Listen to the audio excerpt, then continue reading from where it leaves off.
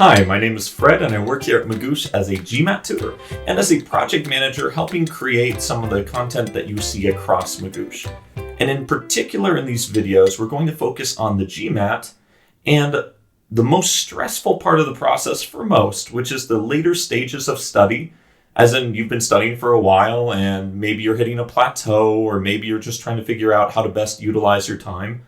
And second, after you've taken the GMAT, and you're happy with your score, or at least you feel as if it's checked that box and you're ready for the next step. So first, I'll just give a brief introduction of myself. So I've been a tutor for 10 years and I've successfully coached many students into getting into their top program choices, top 5 choices. And I have a special respect for those who go to take the GMAT.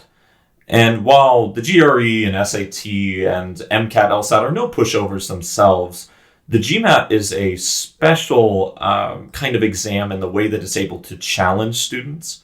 And having been in the student seat before taking this exam, it's amazing how an adaptive exam can really test your endurance and test your sanity at some times. So if you are taking this test, and you probably are if you're watching this video, pat yourself on the back.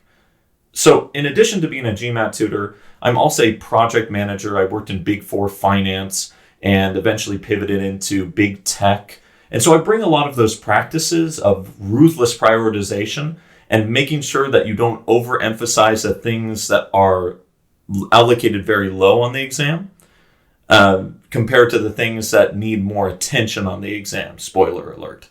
So I'll tell you a little bit more about what I wish I knew when I was first taking the test. Hands down, the thing that I wish I had known was that some subjects are tested far more frequently than others. For example, function questions in the quant section, by a lot of estimates online, are less than 0.5% of the entire exam. And that is an interesting thing to reconcile with your study schedule, which might over-allocate time to a subject like that. So I wish I could go back in time and shake myself Terminator style and tell myself to please focus on the higher priority items, especially where they intersect with my greatest weaknesses. That would have saved weeks. As far as my hobbies go, I love to read. And by the way, I recommend The Economist to anybody who's studying the exam. I love to play some video games. I'm a big Final Fantasy nerd. And third, I am a Munro bagger, which is less strange than it sounds. In Scotland, where I got my master's degree when I was younger and thinner, I tried to climb all of the Scottish Munros, another word for mountain, and there are 282 of them. It's like Pokemon, you have to collect them all. And so across a lifetime, I'm hoping to eventually get there. That's my most interesting hobby. All right, I wanted to close out by saying thank you for watching this video. You can do it. This is a very challenging exam.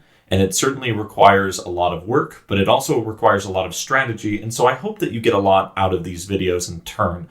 And by the way, if you do happen to go to the other videos in Magoosh, you'll find that there are other tutors that focus on other parts of the process, including the beginning and some other kind of interesting facets of the exam, including timing, that might be valuable to you. So I encourage you to check it out.